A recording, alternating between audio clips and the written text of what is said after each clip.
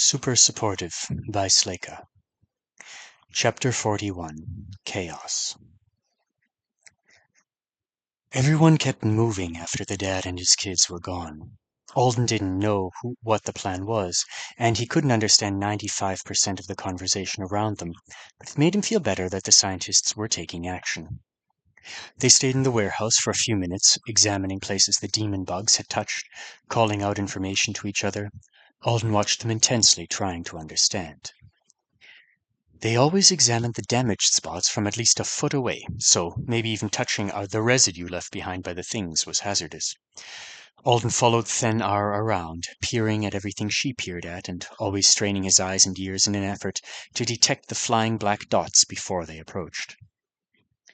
There were always one or two where he could see them now. They didn't have anything like a standard flight pattern. One would spiral towards the ground, another would drift like it was caught in an invisible breeze. The one that scared him the most drifted for a while, then inexplicably changed direction and shot through the air rapidly for a few feet before drifting again. They didn't just leave holes in things, although that seemed to be the most common result of them banging into an object. Some of the spots the scientists examined weren't places that Alden would have recognized as damaged at all. A rough patch of metal, a fine smear of ash, a shiny puddle like a drop of resin on the pavement. If Joe's assistants understood anything from these signs, Alden didn't know what it might be. After about 5 minutes, the examination ended with them all gathering around to stare at a single tiny hole in the floor. Alden stared at it too, noting the way the edges were jagged and sharp on one side and crumbly on the other, as if part of the concrete had started turning into chalk. After looking at it, the scientists all turned and left the building. Alden followed after them, nervous and confused. If the things punch through metal, then buildings aren't that safe. But if they only punch through sometimes, then it's still better to have a barrier between us and the outside, right? The scientists looked out over the Mark-like fields. The man said something to Then-Ar and gestured towards them, but she shook her head and led the way down the packed dirt of a narrow road. Alden's best guess was that they were going to the group of farm buildings he'd seen at his first evening on Moon Thagund. They'd been on the other side of the enormous field. It was a long walk, and he understood why Then-Ar didn't want to go through the bushes. It would be hard to see the small demons coming. They could drift right through a patch of leaves into your face. Even if the road wasn't as direct a path, at least the visibility was good enough. It was always the same dull yellow overcast sky every time Alden was on Moon Thagund. Nothing ever appeared from beyond the dingy, low-hanging clouds. He wasn't sure if the fact that he'd never seen anything like darkness or dawn was happenstance, or if the moon had extremely long days. Maybe there was no night on this side at all. He hoped that was the case. Being here in the dark would be 100 times worse. It's not quite not quiet anymore, he realized as he followed the scientists down the road. Moon Thagund had always been eerily silent, but now, in addition to their footfalls, there was a low drone. And the more he looked, the more of the tiny demons he saw. Any time one approached, the scientists dodged it. Alden saw one emerge from the ground a couple of feet ahead of the man in front of him. He shouted and pointed, and the guy stepped away from it as it buzzed around a few inches above the dirt. The scientist grimaced, but he didn't look surprised. Of course, if they go through things randomly, that includes the ground. He had seen the hole in the floor of the warehouse, but he hadn't put it together. And maybe it was even worse than that. He'd had a passing thought that a larger than expected percentage of the things were rising up from the grass. What if they were? What if the demons were coming from beneath them instead of falling on them from above? How could you dodge something that might just fly right through the bottom of your foot? I want my movement trait. He clenched the putty ball he'd gotten the girl to give him tightly in his left fist. He still had Joe's ring on that hand, and the hand was in his pocket. One more layer of protection. If he dropped it while his skill wasn't active on it, the magic ring would hold it against his palm for a second. If he dropped it while his preservation was active, interfering with the ring, then his pocket would still be holding it. That should be enough.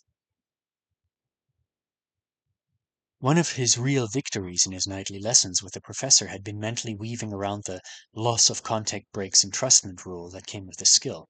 To start with, he'd had to hold his item directly with his hands, or another body part. But that had felt limiting and not quite right based on his understanding of what the skill did. After all, he was pretty sure his sense that he was touching the object with his hands was itself manufactured in some way by the skill.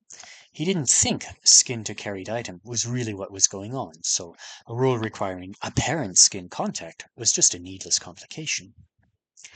Despite his initial enthusiasm for altering his perception until he could do earth-shattering things with his skill, Alden had since modified his expectations. He hadn't been able to make many significant changes to the skill through the perception route. Joe assured him that it was an important thing to work on, but it was also clear to him now that it was never going to be some universe-breaking loophole for skill use. Instead, what he could manage was wriggling away from one reasonable assumption around the scope of the skill to another reasonable assumption, and then practicing until it clicked. He thought he'd had fairly easy success with the loss of contact rule because it already felt like a point of confusion. If he preserved things by carrying them, then how could entrustment just end when he shoved a thing in his pocket? He was still carrying it, wasn't he? He'd gotten the hang of it pretty quickly, and now he could tote preserved items around inside of other things, as long as he didn't let the ball rest in his pocket while his lab coat was dragging on the ground. He'd still be bearing it with no help. The carriage wouldn't cease, so the entrustment wouldn't break. And as long as it didn't, his trait should work. Where's that switch inside me? That one that activates Azure Rabbit. Days ago, he'd been almost positive he could turn the trait on and off without the system's help. At first, he felt around inside himself, but after a couple of minutes, he decided it must not be the right tactic. Perhaps it was unnatural to look for such a literal on button inside his own mind and body. If I was about to leap over something or duck or take any other action, I would just do it. Let's try that. He focused on the feeling he'd had running to the lab that first day. The long, long jog that ate through the miles. The tiny adjustments to the way he moved until he got better at it. Take a step like one of those steps. Tweak your center of gravity. You remember what it feels like. It was hard. The demon bugs kept drawing his attention. And when he focused on his body, it made him hyper-aware of the physical effects of his own fear. His pulse was too fast, his breathing shallow, his hands cold and clammy. There was a tightness in his chest, like a rubber band that was about to burst. Alden Thorne, dead of a heart attack at age 15. In a way, though, cataloging the tangible signs of extreme stress made it easier to deal with the emotions. He couldn't stop his heart from pounding like it was trying to escape his body, but at least the feeling was solid. It gave him a definite perspective to approach the problem from. If the fear was something chemical and unavoidable happening to him, thanks to his own animal responses to danger, then all the effort he was putting into mentally crushing it with willpower and a can-do attitude was wasted. You didn't will a physical reflex out of existence. You didn't feel guilty about it. You just dealt with it. Easier said than done, but it was better than it had been. His mind was a little clearer. I am extremely terrified of dying on Moon Thagund, he admitted to himself. I am probably not going to stop being extremely terrified anytime soon. I'm a mess, and the trouble's only just started. That's something I'm going to want to unpack, but not here. Not until I get back home to Aunt Connie and Bo and Jeremy. Now I just need to move. He turned his attention back to how he was walking. Get the feel of it right. Make the power click on, somehow. After a few minutes, Alden grew too invested in the effort, and one of the demon bugs approached him without him realizing until it was only a couple of feet away. He leapt away from it, and there! The trait was active. He'd felt it happen, like it had fallen into place through a combo of effort and adrenaline. He moved out of the demon's path and rechecked his surroundings before trying to figure out what he'd done.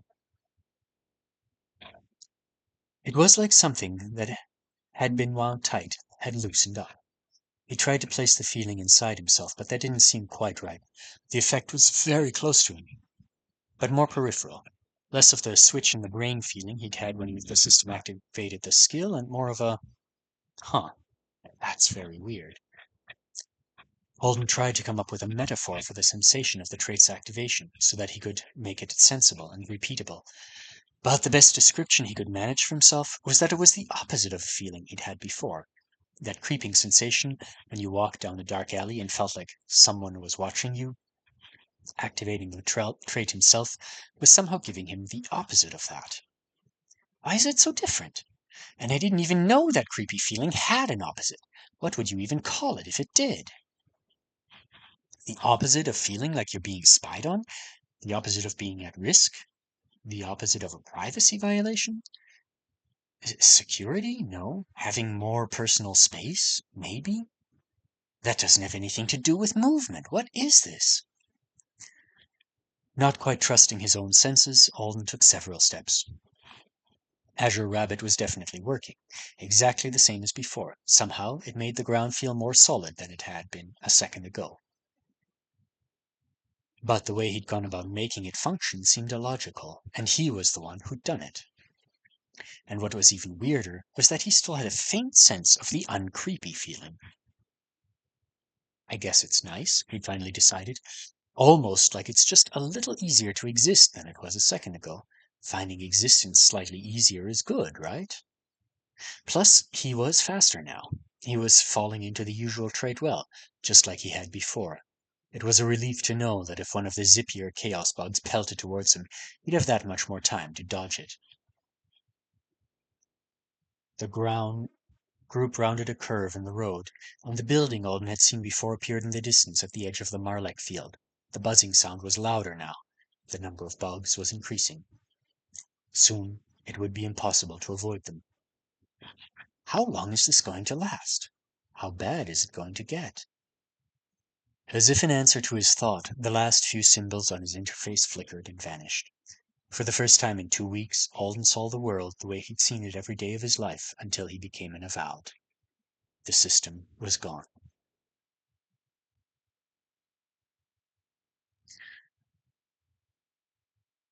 The first accident happened when they were only a couple of 100 yards away from the square, white building that seemed to be their destination.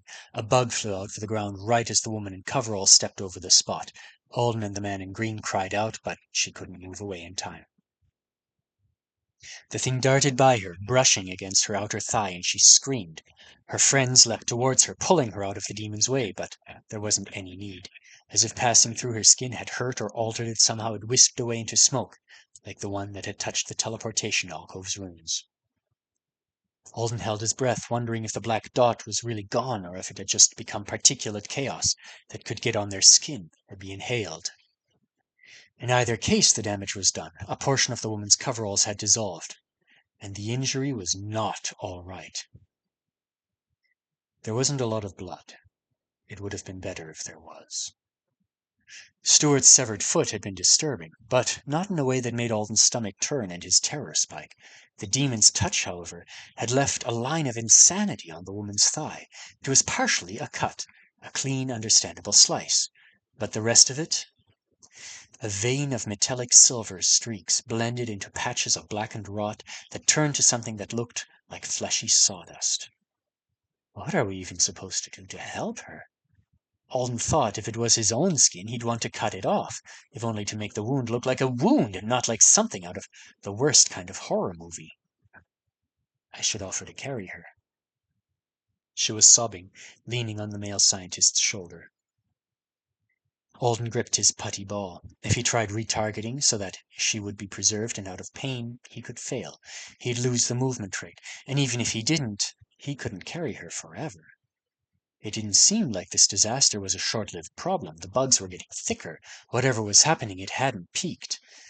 The risk seemed like a dumb one when he'd been trading certain long-term mobility for possible temporary pain relief.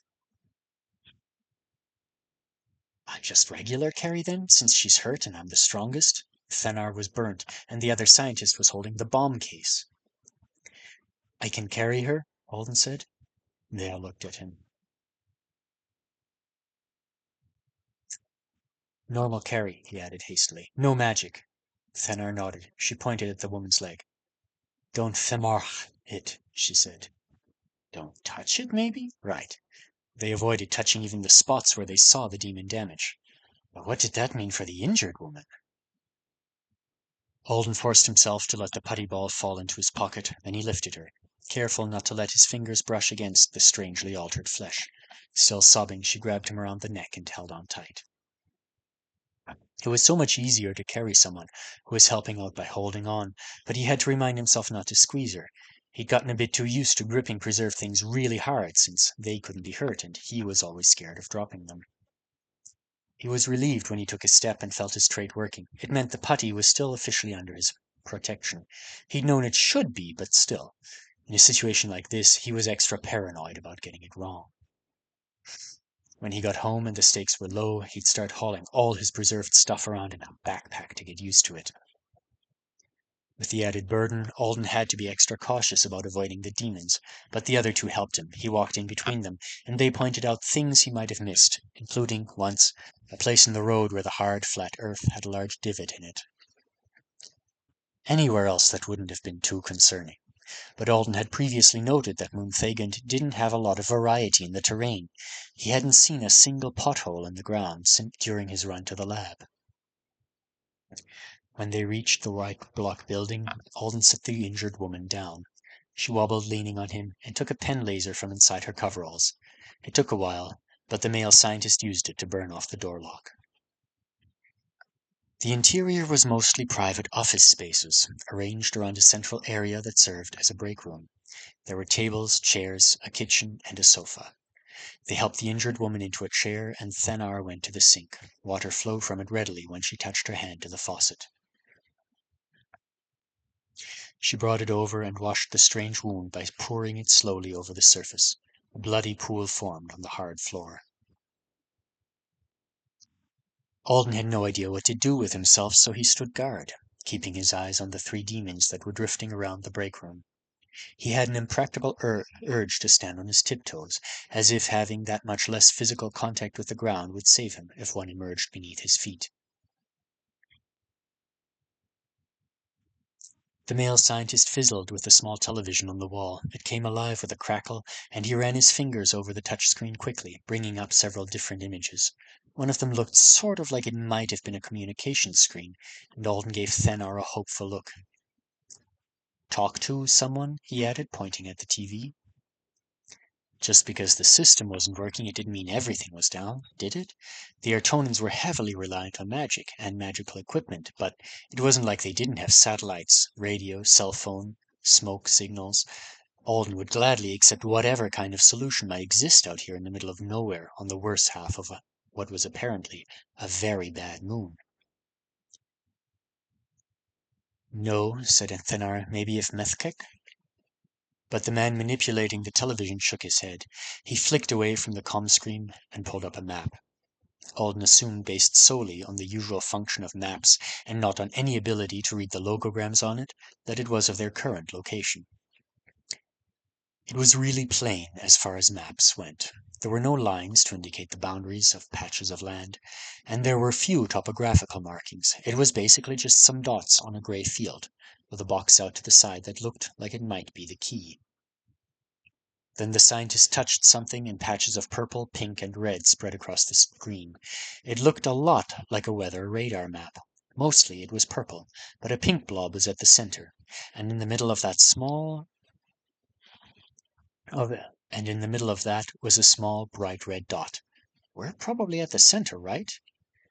In the red dot? Thanar asked another question, and the man touched another part of the map. The red expanded, then expanded again, and again. A forecast? Alden hadn't thought his mood could turn darker, but it did. The man swore. Thanar closed her eyes. How many... Was it childish to say hours when he knew that wasn't likely to be the answer? How many days? They didn't respond. The red is bad? There are many red days? Many, said Thanar. Too many, said the man. Someone comes to help, Alden suggested. You were someone, the man grunted. Oh, right. So that's how it is. Felufach, the contract? The woman in coveralls gasped from the sofa. She was looking at Alden. It's not here, he said blankly. No contract in this place now. They all three stared at him with wide eyes. They hadn't looked nearly as shocked when he told them that the contract was bad earlier, and that had made sense, didn't it? Alden himself knew that even if you weren't in a Val, the system existing was a fact of life. He'd never once been anywhere where it wasn't. It was like being told that something fundamental you'd taken for granted had vanished from the world. No contract, he said again. Only us.